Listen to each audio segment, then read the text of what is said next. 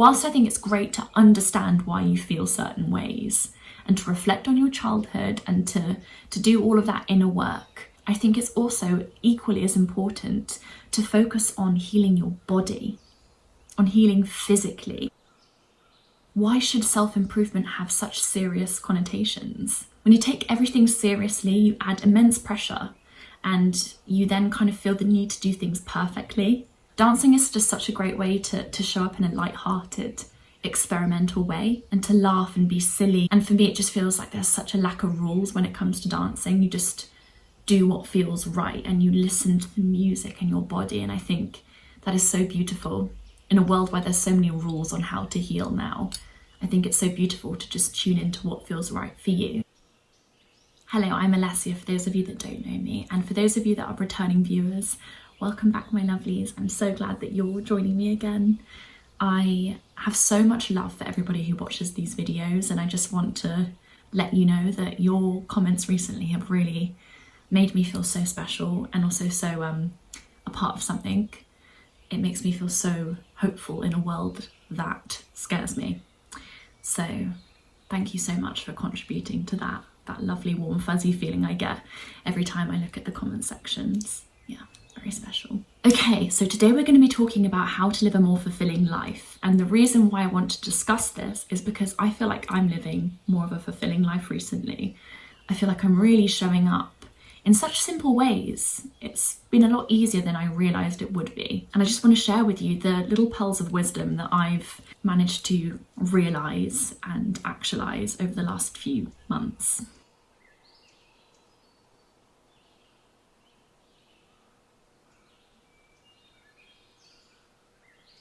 Okay, so for those of you that are ready to hear this, you will hear what I'm saying and you'll know exactly what I mean. You need to leave your comfort zone.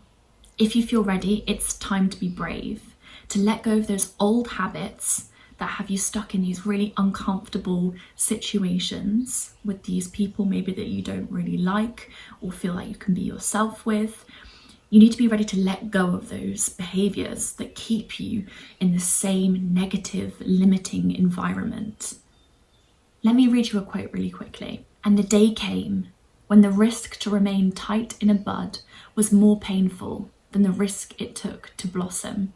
You can continue dimming your light, staying in your comfort zone, not challenging yourself to strive for more, or you can say to yourself, today, I'm ready for something different. I'm ready for more.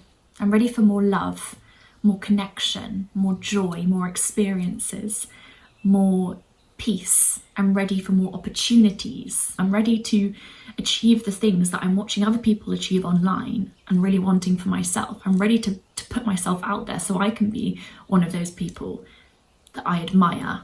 I'm ready for my world to expand. You might constantly go back to this fear of, oh my God, am I wasting my life? And I think this is something a lot of us in our 20s struggle with, because we're online a lot of the time watching other people live their lives, looking like they're having the best time, meeting all these people, doing all these crazy fun things. And it's really easy to panic that we are wasting our lives. And to some extent, there is some truth to that if we're spending a lot of time on our phones scrolling rather than living in the beautiful world around us. I know it's a scary world and I know it's scary to put ourselves out there, but there is so much beauty out there that we can grasp for ourselves that we deserve to experience. We want to have so many stories to tell our grandkids or the people that we are close to when we're older. We want to tell these amazing stories and be those wise old women. And the only way we're going to do that is if we put ourselves out there to experience the world.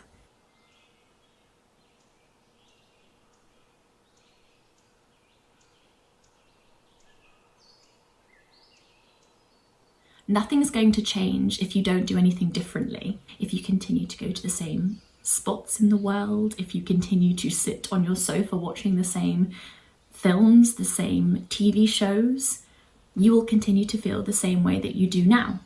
So if you want change, you need to show up differently. And this doesn't need to be all at once. Gradually, you can change your life by doing one thing differently each week. And that's kind of what I've been doing recently. At the moment, I've been focusing on meeting new people And last week I met somebody new and I went out and we had a drink together and it was really lovely. And that was my one challenge that really made me feel different and really good. Once you do something different and you feel really good, you want to do it more.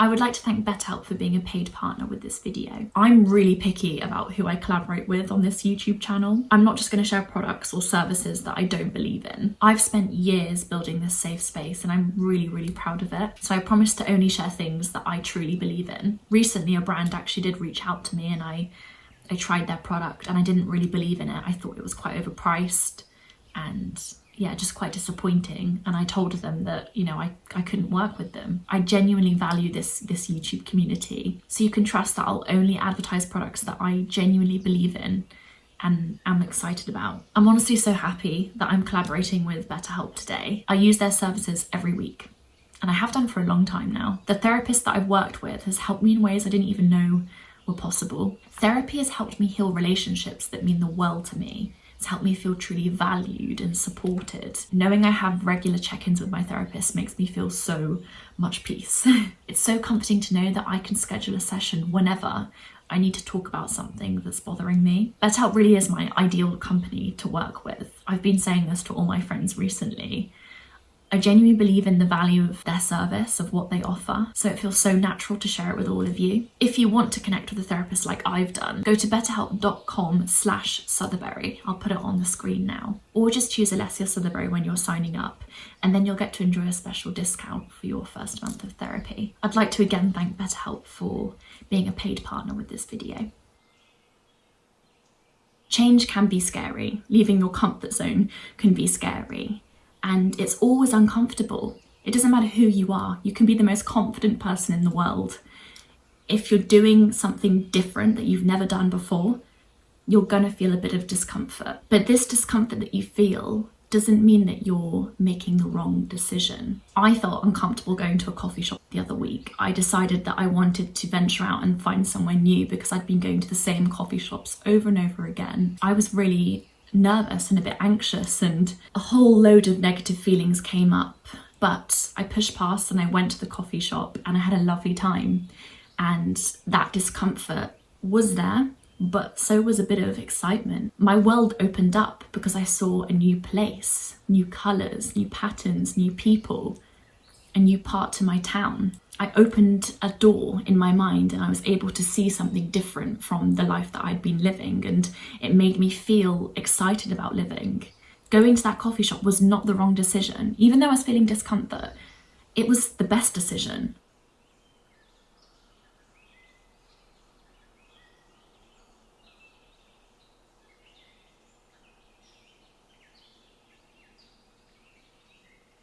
Sometimes it's really hard to motivate yourself when you have no proof that pushing yourself out of your comfort zone benefits you. And that's the one thing that I really want to encourage you to do. Just try one thing out of your comfort zone. And if you experience joy or feeling close to someone or feeling inspired creatively off the back of it, you'll feel so much more confident to push yourself out of your comfort zone in the future. Your brain needs proof that it's worth pushing through the fear.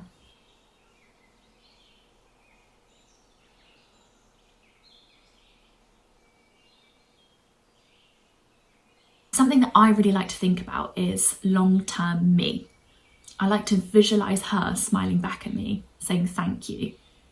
I will do things for her rather than for short-term me or present-day me. Present-day me wants me to stay in my comfort zone on my phone, scrolling on the sofa. But if I continue to do that, long-term me will be doing that too, suffering, feeling lonely, feeling bored, feeling uninspired. So when you feel called to do something out of your comfort zone, ask yourself, will long-term me thank me for doing this? What will she have to say about me going to this new coffee shop or trying out this new class or meeting this new person? Will she thank me? Then I'm going to go for it.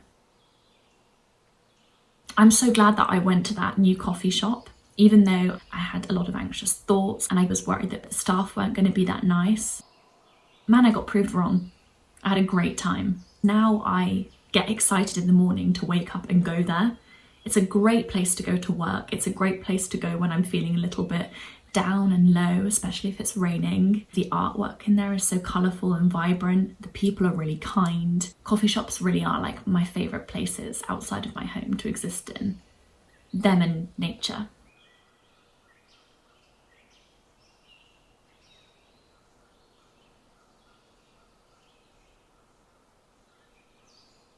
I want to read this quote to you. Don't judge each day by the harvest you reap, but by the seeds that you plant. So you might be in a period right now where you are challenging yourself to meet new people, going to new clubs and putting yourself out there in the community in different ways, and it might feel deeply uncomfortable, and I get that. But what you're doing is you're planting the seeds. And in the future, you are going to reap the benefits of planting those seeds. You're going to have your harvest. So your comfort zone might be staying at home on your phone or watching Netflix, constantly hanging out with the people that you live with. If this is the case, you'll probably find over time that you resent your home where you live and maybe the people you live with, you feel stuck. This is something that I've certainly done. I've spent too much time at home fearing going out, meeting people and doing different things. And it's meant that I then have built up some resentment towards where I am all the time. But now that I've really been pushing through the discomfort and meeting new people and going out more, I've noticed I love coming home. And I love where I live and I love how I've decorated it. And I love the energy in this place and I have so much gratitude for it. But I lost sight of that. And I lost sight of that when I was constantly here.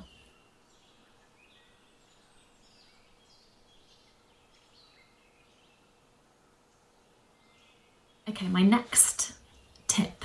I don't think it's wise to focus all our energy on healing mentally. I don't think it's good to put so much emphasis on the intellectual side to healing. Whilst I think it's great to understand why you feel certain ways and to reflect on your childhood and to do all of that inner work, I think it's also equally as important to focus on healing your body, on healing physically.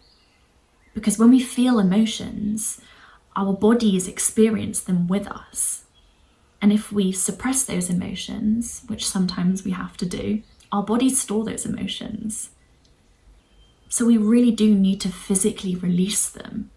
And dance is a beautiful way to do that. It's a beautiful way to release negative emotions, pent-up stress and depression and anxiety and fear and anger. Dance is such a beautiful way to creatively let go of your inner demons.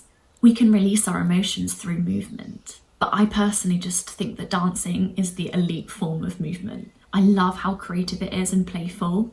And I often find when I dance, I don't follow any rules. I kind of just go with the flow, with the music, with what I'm feeling. And it kind of just every time surprises me, the kind of dancing I do. And I tend to put music on depending on how I'm feeling and what emotions I want to release. If I'm feeling quite emotional, quite sensitive, quite sad, I might put on Billie Eilish. If I'm feeling just quite calm and content and I want to extend that feeling or to deepen it, I might listen to a bit of Cleo Soul. I just really love music and I love moving my body and I love being creative. So dance is just the perfect thing. I've really been leaning into that recently, particularly when I've been feeling anxious. I had an anxious spell last week. I left the situation that made me feel anxious, but I just couldn't get rid of that feeling. So instead of trying to fight it or talk my way through it, even though I think that's useful to talk your way through things and to open up to people, that goes far, but it doesn't go all the way. After that, I kind of need to release. And yeah, I had a good little dance to Mad Fit. She's a YouTuber, to her Halloween workout. And I just had the best time. I laughed a lot at myself. I felt quite silly. And I loved the music that she chose. And I just felt really good in my body and alive and present.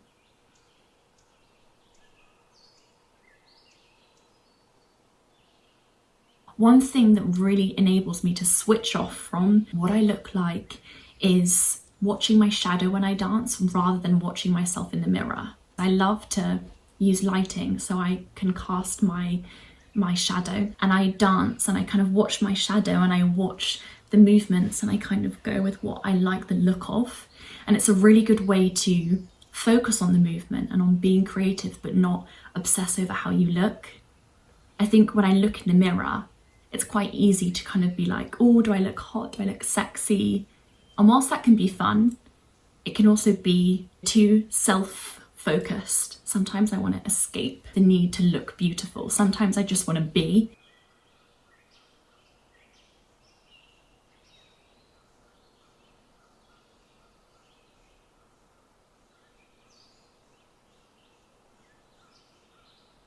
So a lot of you might think that dancing is silly, and you might not think it's a true form of self-improvement, of getting to know yourself, of easing anxiety or depression. And I get that.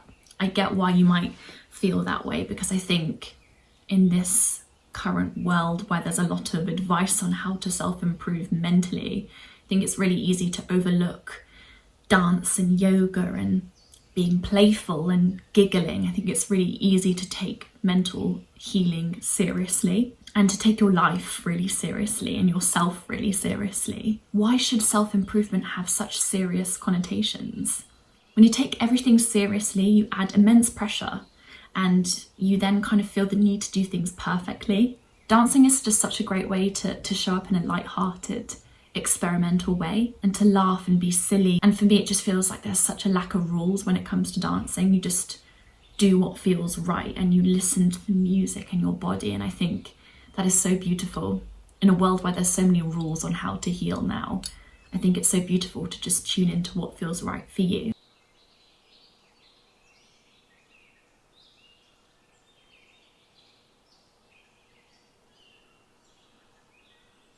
Okay, my next tip.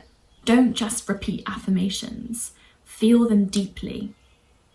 It's so easy to repeat affirmations, to say words. When I use affirmation videos, I don't just focus on repeating what's being said. I focus on feeling what I'm hearing and what I'm saying. I focus on visualizing and proving to myself that I am cherished, for example. Say you're repeating that affirmation, I am cherished. If you don't back up that thought, it's not going to resonate with you deeply and it's not going to positively affect the rest of your day or the rest of your week. We can literally say anything, but if we don't mean it, it's going to get forgotten. But if you say something and you back it up with a memory and you allow that memory to evoke certain feelings in you, then it becomes a part of your lived experience. So if I say the affirmation, I'm cherished or I'm loved, I visualize a memory. Tends to be a recent memory where I felt loved and I put myself in that experience for a moment. I actually did this morning. I was listening to an affirmation, I think along the lines of I'm loved or I'm cherished, and I was visualizing my meetup with my friends that I had on Sunday, and we were all sat together on a bench sharing everything that was going on in our lives and having this lovely eye contact and kind of like hugging every now and then and giving each other words of affirmation. And I just remembered how I felt when I was sat on that bench with them. And I was like, yeah, I really felt loved when I was with them. And I really put myself back into that little memory for a moment. And then when I said, I am loved, I am cherished, I believed it. You need to believe in the affirmations you're saying in order to carry them with you and really feel like there's something that you own and deserve and are. You want the affirmation to make you feel warm and fuzzy. You want to literally feel it in your body. If you say an affirmation that you don't actually believe in, saying it out loud is actually going to make you feel a bit weird, maybe even a bit icky. In my opinion, you want to work on saying affirmations that you resonate with, that you deeply believe in, or on reflecting why certain affirmations can't be said with real truth and faith.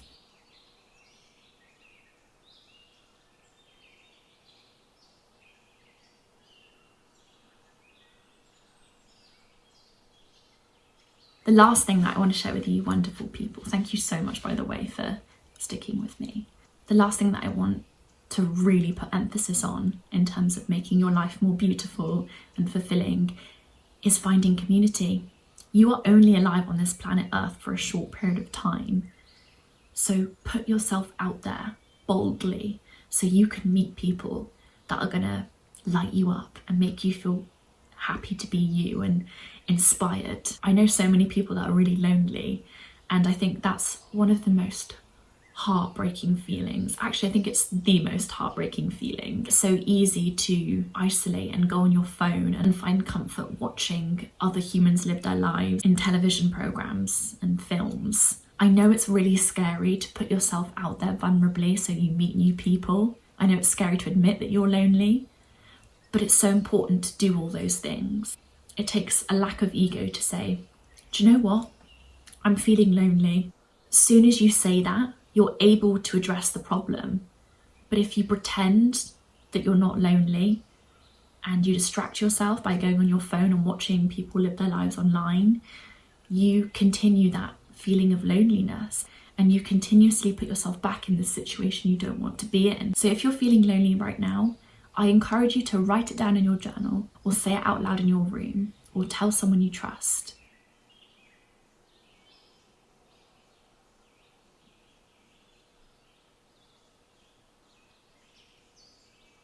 Having a community of some sort is just, I think, one of the most important things we can do for ourselves as humans, because we are social beings. You know, having those friends that you trust, oh, it's life-changing and it's life-saving. I'm actually going to put a list here now of things that you can do that are accessible to most people to put yourself out there so you can meet new people and find your community, find your besties.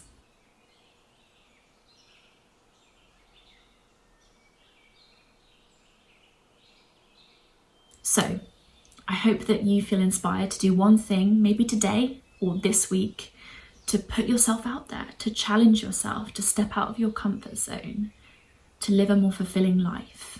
And remember, change will not happen if you do the same things over and over again. You have to do something differently. And I say that with all the love in the world and no judgment, because I've done exactly what you've done. I've ruminated in the comfort zone, but trust me, it feels so good to step out of it. Thank you so much for watching.